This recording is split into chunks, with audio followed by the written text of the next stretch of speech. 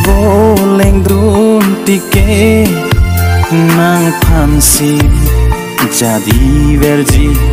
jopani nang sengle oila tame birta nang enloji jopani nang sengdi alam monci damuti ni pini Ciyoy seroy nang ni bong pini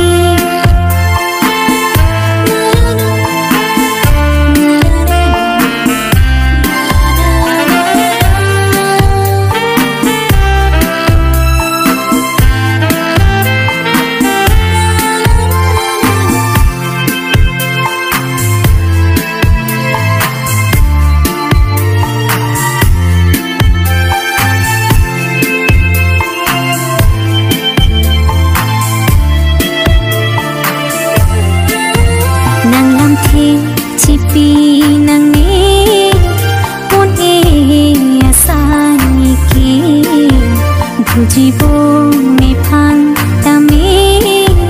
darang mahir jume rupa ajone pensi nang seng nang ke hang nang ke rupa le ave lote nang kang hon ta jin so ave pir bi boleng dun tike nang pansi jadi verji jopani nang sengle oila tame birta nang enloji jopani nang singdi alam monci damuti ni pini singdi ciyoy seroy nang ni bong pini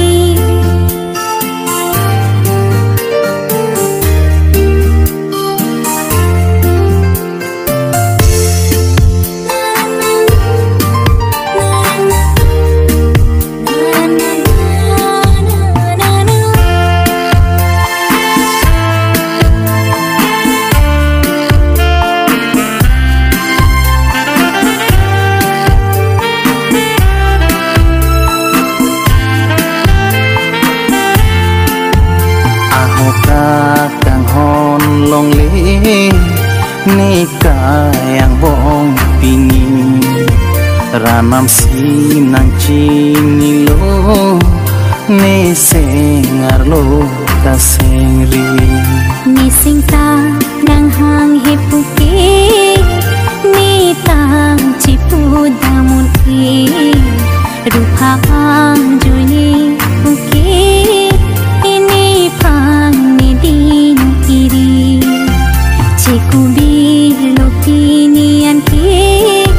ni sing ke chok cikele pirbi boleng dun tike nang pansi jadi verji jopani